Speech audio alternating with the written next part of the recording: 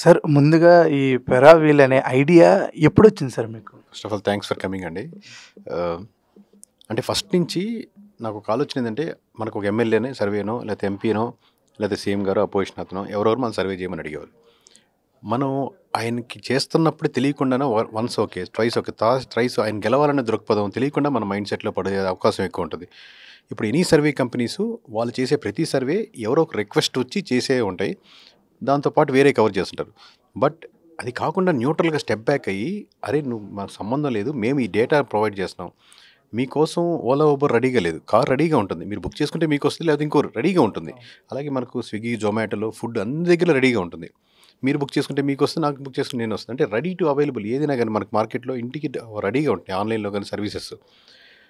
అటువంటిది ఇంత powerful section, అంటే మనకు సొసైటీలో పవర్ఫుల్ అనుకుంటారు కదా, మామూలు ఎమ్మెల్యేస్ కానీ బ్యూరోక్రాట్స్ కానీ, పవర్ఫుల్ సెక్షన్ అనుకుంటాం. అటువంటి పవర్ఫుల్ సెక్షన్కి కావాల్సినటువంటి పవర్ఫుల్ డేటా అనేది ఎందుకు రెడీ టు అవైలబిలిటీ లేదు, రేదర్ దెన్ వాళ్ళు రిక్వెస్ట్ చేస్తే ఎవరో ఒకటి చేసేదానికి ఎందుకు అంటే, దానికి ప్రధానంగా 2-3 రీజన్స్ చేయకపోవడానికి కారణం ఏంటంటే, దానికి హ్యూజ్ స్కేల్ సెటప్ కావాలి, దానికి ఒక మంచి బ్రాండ్ కావాలి, అది నడిపే వ్యక్తికి కానీ సంస్థకు కానీ న్యూట్రాలిటీగా చేయగలుగుతారు. వీళ్ళు బీజేపీ వ్యక్తులు కాదు, వీళ్ళు జనసేన వ్యక్తులు కాదు, వీళ్ళు టీడీపీ వ్యక్తులు కాదు, వీళ్ళు కాంగ్రెస్ వ్యక్తులు కాదు అనుకునే ఇమేజ్ ఉంటేనే వర్కౌట్ అవుద్ది. తెలుసో ప్లాన్ చేయకుండానో మొత్తానికి ఆ బ్రాండు, ఆ న్యూట్రాలిటీ, ఆ జెన్యూనిటీ, అది చేయగలం మన దమ్ము, కాన్ఫిడెన్స్. దమ్ము అంటే నాట్ ఓన్లీ అది ఫిజికల్ థింగ్ అనే కాదు, మనం ఎందుకంటే హ్యూజ్ ఇంత స్కేల్ చేయాలంటే, ఇప్పుడు మీరు ఏపీలో చూసుకుంటే ఈ 170 నియోజకవర్గాలు కవర్ చేయడానికి దాదాపుగా మనకు 900 మెంబర్స్ ఫీల్డ్లో వర్క్ చేశారు, 70 మంది ఆఫీస్లో వర్క్ చేస్తున్నారు. ఇంత హ్యూజ్గా 1000 ± 100 పీపుల్ వర్క్ చేస్తే 170 నియోజకవర్గాలు కవర్ చేయగలరు. ఈ విధంగా దేశం అంతా చేయాలి అనుకుంటే, అది కంటిన్యూటీగా చేయాలంటే దాదాపు ఇది థౌజండ్స్ ఆఫ్ పీపుల్స్ మనకు కావాల్సి వస్తుంది. దీనికి కావాల్సిన బ్యాక్లో మనీ కానీ, ఇంత స్కేలు చేయాలంటే ఆర్గనైజ్డ్గా చేయాల్సి వస్తుంది. సో మేబీ ఆ పొజిషన్కి ఇప్పుడు మేము వచ్చామని అనిపించింది. దీని వెనకాల ఒక 10 years ప్లానింగ్ ఉంది. మేబీ ఐడియా ఒక 1 year నుంచి మనసులో తొలుస్తూ ఉండొచ్చు. మనం ఎందుకు రెడీగా సర్వీస్ పెట్టచ్చు. ఇప్పుడు 1 year కంప్లీట్ అయింది ఆంధ్రప్రదేశ్కి, 170 నియోజకవర్గాల ఎమ్మెల్యే ప్రతి ఒక్కరు అనుకుంటుంటే మనం ఏం చేయాలి, నేను ఏ పొజిషన్లో ఉన్నాను, మళ్ళీ గెలవనని. అలాగే ఒక యాస్పిరెంట్ ఉంటారు, ఈసారి కంటెస్ట్ చేయాలనుకునే వాళ్ళు. అసలు ఈసారి నేను కంటెస్ట్ చేయొచ్చా, కంటెస్ట్ చేయకూడదా, ఆ నియోజకవర్గం గ్యాప్ ఎక్కడ ఉందని తెలుసుకోవాలనుకుంటారు. సో నియోజకవర్గం సెంట్రిక్గా పెట్టి, నియోజకవర్గం ఏం కోరుకుంటుంది, అక్కడ ప్రజలు ఏం కోరుకుంటున్నారు అనేది చుట్టూ సరౌండెడ్గా ఈ పారావీల్ అనే కాన్సెప్ట్ని బిల్డ్ చేసాం. సార్ ఎప్పుడు రాబోతుంది ఇది June 12th కంప్లీట్గా అందరికీ అవైలబిలిటీ ఉంటుందండి, వెబ్సైట్ కానీ యాప్ కానీ. paravil.com అనేది ఎవరైనా చూడొచ్చు. June 12th నుంచి they can purchase the reports. 35-36 అంశాల మీద ఒక 100 పేజీల డాక్యుమెంట్లు రకరకాలుగా ఆర్గనైజ్డ్ వేలో సెక్షన్స్గా పెట్టి పొందుపరచడం జరుగుతుంది. ఏ అంశాల పైన? అదే సార్, నియోజకవర్గ సెంట్రిక్ అంటే అక్కడ ప్రతి ఊర్లో ప్రతి సమస్యలు ఉంటాయి. ఆ సమస్యలు ఏంటి, లేదా క్యాస్ట్ పరంగా కావచ్చు, ఏ క్యాస్ట్ ప్రజలు ఏం కోరుకుంటున్నారు కావచ్చు, లేదా మేము వెనకబడిన వాళ్ళు అనుకుంటున్నారా, లేదా ఎమ్మెల్యే మీరు ఎన్నో ప్రామిస్ చేసి ఉంటారు, ఎమ్మెల్యే ప్రామిస్ ఫుల్ఫిల్ చేశారు 1 yearలో. అలాగే సెంట్రల్ గవర్నమెంట్ మీద, స్టేట్ గవర్నమెంట్ మీద ఏమనుకుంటున్నారు, మళ్ళీ చంద్రబాబు నాయుడుకి ఓటేద్దాం అనుకుంటారా, మళ్ళీ జగన్కి ఓటేద్దాం అనుకుంటారా, ఈ ఎమ్మెల్యేదే మళ్ళీ గెలిపిద్దాం అనుకుంటారా, ఈ ఎమ్మెల్యే కాదనుకుంటే ఈ పార్టీలు ఎవరెవరు ఉన్నారు, లేదా అపోజిషన్ పార్టీలు ఈయన కాకపోతే ఎవరెవరు ఉన్నారు, ఈయన చుట్టుపక్కల ఉండేవాళ్ళు వీళ్ళని కరప్ట్ చేస్తున్నారా, లేదా ఈ కరప్షన్స్ ఎక్కువ ఉన్నాయా, అసలు ఈ అంశాలు నెంబర్ ఆఫ్ థింగ్స్ మనం కూర్చొని మాట్లాడుకుంటూ రాసుకుంటే లేని అంశం పొందుపరచకుండా ఉండకుండా ప్రతి ఒక్కటి పొందుపరిచాం. ఓకే, అంటే ఇది ఫ్రీయా సార్, లేకపోతే అమౌంట్ అంటే ఫ్రీగా అంటే, ఇప్పుడు ఇంతమంది ఖర్చు పెట్టి దాదాపుగా ఇన్ని కోట్ల రూపాయలు మనం వెచ్చించి దీన్ని ఫ్రీగా ఇచ్చేది అంటే, దీని ఉద్దేశం ఏంటంటే, మామూలుగా ఎక్కువ మంది లీడర్స్ ఆ నియోజకవర్గ సమస్యల మీద పనిచేస్తే ఆబ్వియస్గా పాజిటివిటీ ఉండవుతుంది, ఉద్దేశం అది ఉపయోగపడుతుంది. బట్ దానికంటూ ఆ సర్వీస్ కంటూ కదా, మీరు ఒక క్యాబ్ బుక్ చేసుకుని వెళ్తున్నారు, ఆబ్వియస్లీ మీరు ఒకప్పుడు చాలా ఇబ్బంది పడేవాళ్ళు ఒక కారు వెళ్ళాలంటే. కానీ ఈరోజు 200-300 రూపాయలకో 500 రూపాయలకో మనం బుక్ చేసుకుని వెళ్ళిపోతున్నాం. కావాలంటే మీకు గంటే బుక్ చేసుకుని నాకు సంబంధం లేదంటే, ఒకప్పుడు కంపల్సరీ రోజే బుక్ చేసుకోవాలి. సో మీరు ప్రొవైడ్ చేసే సర్వీస్ ఏంటంటే, మేము ఇచ్చేది కంప్లీట్గా దాని తగ్గట్టు ప్రైస్, మనకు అయిన ఖర్చులో 10% అని వేసుకోవాలి కదా, ఇంత మీడియా సెటప్కి ఎన్ని ఖర్చులకి. సో ఆబ్వియస్లీ ప్రైస్ ఉంటుంది. ఎవరికి ఉపయోగపడుతుందంటే, యాస్పిరెంట్స్కి, ఓడిపోయిన అతను కావచ్చు, గెలిచిన అతను కావచ్చు, వీళ్ళ నియోజకవర్గ సమస్యలు దేని మీద అడ్రస్ చేయాలి, నేను మళ్ళీ గెలుస్తానా ఉండనా అనే సమస్యల మీద ఉపయోగపడుతుంది. నాకు కంటిన్యూటీ కావాలంటే సబ్స్క్రిప్షన్కి వెళ్ళొచ్చు, ఎవ్రీ ఆల్టర్నేటివ్ మంత్ మీకు సబ్స్క్రిప్షన్ ఉంటుంది. అంటే ప్రతి సంవత్సరం అంతా కావాలి అనుకుంటే వాళ్ళ బట్టి మీరు ఫిక్స్ చూస్తారు కదా మీరు. అవునవును, మనం ఏం చేస్తాం, 150 రూపాయలు అని కడతాం, సంవత్సరానికి కావాలంటే 500-600 ఉంటుంది, అంటే ప్రీమియం బట్టి. సో మాకు ఎవ్రీ ఆల్టర్నేటివ్ మంత్ కావాలంటే మీ దాంట్లో, మీ వెబ్సైట్లో, మీ యూజర్ ఐడి లాగిన్లో మీకు కంటిన్యూస్గా రిపోర్ట్ వస్తుంది. అంటే అలా 2 నెలలు పనిచేస్తారు నియోజకవర్గంలో, అది మీకు అప్డేట్ చేస్తూ ఉంటారు. అంటే మా ఇంట్రెస్ట్ బట్టి మీరు పర్చేస్తూ ఉంటారు. సబ్స్క్రిప్షన్ మోడ్లో అయితే అది ఫస్ట్, ఇప్పుడు ఇంట్రెస్ట్ కదా, మనమే ముందుకు వచ్చి చేస్తున్నాం. అంటే ఇప్పుడు కొన్ని నెట్ఫ్లిక్స్లో గట్ట ఏంటంటే 10 సీజన్లు ఉంటే ఒక సీజన్ ఫ్రీగా ఇచ్చి కొంచెం ఇంట్రెస్ట్ కల్పించి నెక్స్ట్ అంటే ఇంపాక్ట్ ఉంటుంది కదా. ఎనీ బిజినెస్ మోడల్ ఆబ్వియస్గా బిజినెస్ పెరగాలనే చేస్తాయండి. మన దగ్గర ఇండియాలో వందల బిజినెస్లు రావాలి, అప్పుడే వందల వేల ఇంతమందికి ఎంప్లాయ్మెంట్ వచ్చినట్టే కదా, డైరెక్ట్లీ ఆర్ ఇండైరెక్ట్లీ ఇంతమందికి సర్వీస్ ప్రొవైడ్ చేస్తున్నట్టు ఎమ్మెల్యేస్కి వాళ్ళకి. సో సర్వీస్ ప్రొవైడర్ ఆబ్వియస్గా ఉండాలి, బిజినెస్ మ్యాన్స్ ఉండాలి. సో బట్ ఏపీతో ఎందుకు స్టార్ట్ చేసినామంటే పోయినసారి జూన్ 4 ఇదే రోజు ఇదే తారీఖున ప్రతి ఒక్కరు ఇదే విషయం గురించి కేకే గురించి డిస్కస్ చేసుకుని మాట్లాడుతున్నారు. సో ఎక్కడో బీహార్తో మొదలు పెట్టడం, ఎక్కడో తమిళనాడుతో మొదలు పెట్టడం, లేకపోతే వెస్ట్ బెంగాల్తో మొదలు పెట్టడం ధర్మం కాదు. ధర్మపరంగా బ్రాండ్ పరంగా కూడా అడ్వాంటేజ్ కూడా అన్ని క్యాలిక్యులేట్ చేసుకొని ఏపీతో మొదలు పెట్టడం అనేది కరెక్ట్ అనుకొని ఏపీతో స్టార్ట్ చేసాం. ఓకే సార్, ఇంకా చాలా చేయాలి. ఇప్పుడు అంటే నెట్ఫ్లిక్స్ అన్నా కదా ఒక ఎపిసోడ్ ఫ్రీ అన్నట్టు కొన్ని మీరు వదిలితే ఈ ఇంపాక్ట్ ఇంకా ఎక్కువగా ఉంటుంది అని అంటే మీకు ఒక బ్రాండ్ ఉంది, ఆ బ్రాండ్తో నేను అడగబోతున్నా. 1 year అయితే అయిపోయింది సార్ కూటమి ప్రభుత్వం ఏర్పడి. మీ సర్వే బట్టి ఎలా ఉంది సార్ గ్రౌండ్ లెవెల్? అంటే మీరు అడిగింది ఒక పాయింట్ అడుగుతున్నారు, ఏదో ఒక అంశం అన్నారు కాబట్టి దాదాపుగా ఒక 19 ఎమ్మెల్యేల మీద వాళ్ళకి పడ్డ ఓట్ బ్యాంకింగ్లో 30% ఆఫ్ ఓట్ బ్యాంకింగ్ తగ్గుతుంది. అంటే లాస్ట్ టైం ఆ వ్యక్తులకి పడ్డ ఓట్ బ్యాంకింగ్లో ఇప్పుడు చేస్తే 30% తగ్గుతుంటే ఆల్మోస్ట్ ఇండైరెక్ట్గా చెప్పాలంటే మామూలు మన వాడుక భాషలో చెప్పాలంటే ఇప్పటికిప్పుడు ఎలక్షన్ జరిగితే 19 ఇంపాసిబుల్ గెలవడం. ఓకే. సో అది 19 ఒక సంవత్సరానికే వచ్చిందంటే ఇట్స్ ఎ వెరీ బ్యాడ్. దీంట్లో వైఎస్ఆర్సీపీ ఉండొచ్చు, ఒకరిద్దరు జనసేన ఉండొచ్చు, అది వేరే విషయం, టీడీపీని అందరూ ఉండొచ్చు. బట్ మీరు పార్టీ పరంగా చూడొద్దు. ఏ పార్టీ అయినా 19 ఎమ్మెల్యేలు అయితే ఓడిపోతారు. బట్ అది హ్యూజ్ ఇంపాక్ట్ అంటున్నాను. మీరు అలా చూడండి, ఒక 1 year అయింది, మొత్తం 5 years స్పామ్లో 1 yearలోనే పీపుల్ ఆర్ రిజెక్టింగ్ 19 MLAs అంటే, అండ్ ఎట్ టు రిజెక్ట్ ఇంకో కొంతమంది ఉన్నారంటే చూడండి ఆ స్పామ్లో ఎంత పీపుల్ నుంచి రిజెక్షన్స్ వస్తుందని. It will impact the parties. Okay.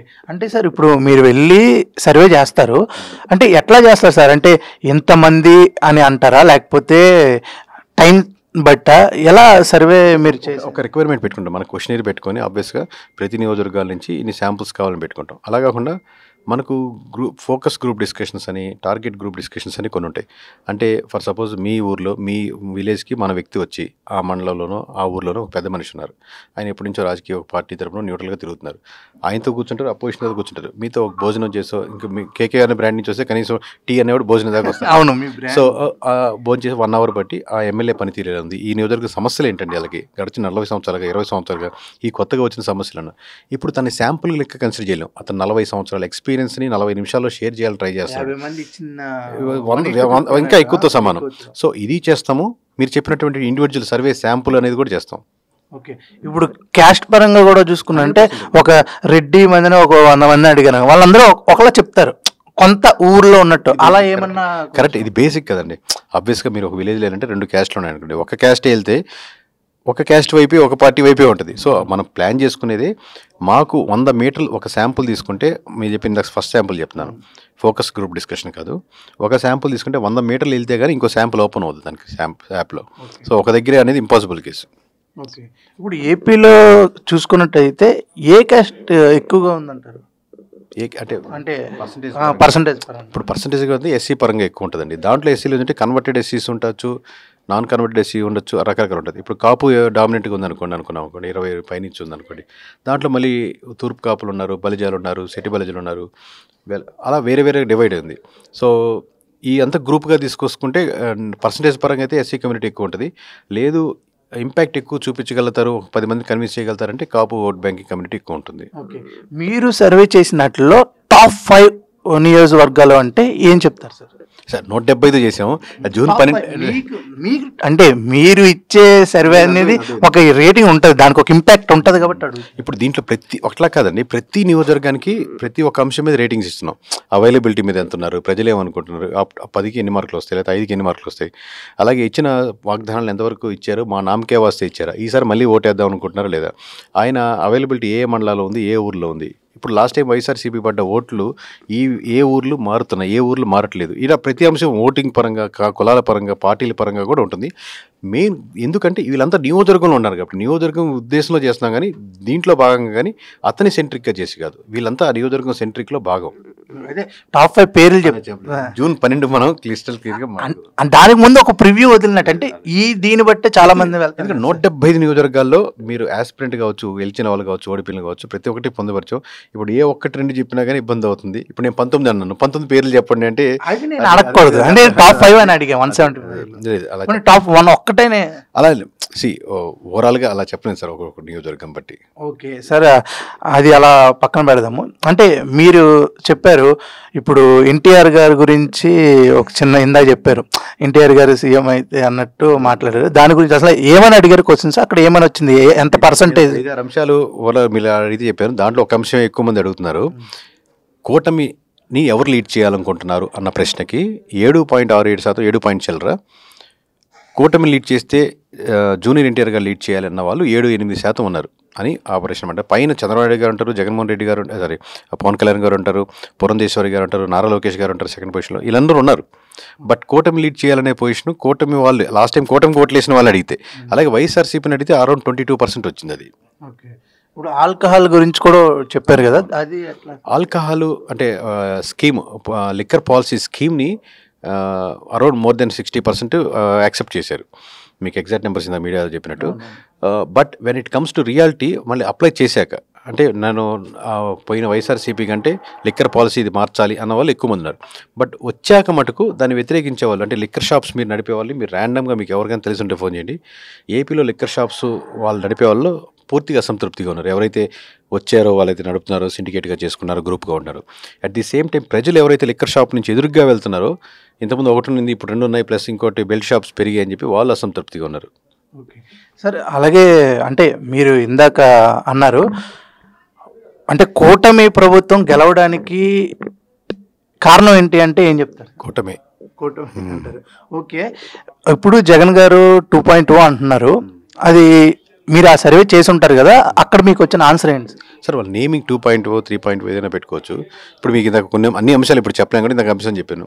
Majority of section more than 60% అటు కూటమి కావచ్చు, వైఎస్ఆర్సీపీ కావచ్చు. జగన్మోహన్ రెడ్డి గారు అసెంబ్లీకి వెళ్ళాలా అన్న పొజిషన్కి ఎక్కువ మంది అసెంబ్లీకి వెళ్ళాలి అని కోరుకునే వాళ్ళు ఉన్నారు. బట్ డిసిషన్ ఆయన ఏం తీసుకుంటారనేది ఆ రిజల్ట్ని బట్టి వాళ్ళు ఇప్పుడు ఇలా ఇది కాదు కదా, 100 అంశాలు దీంట్లో ఉన్నాయి.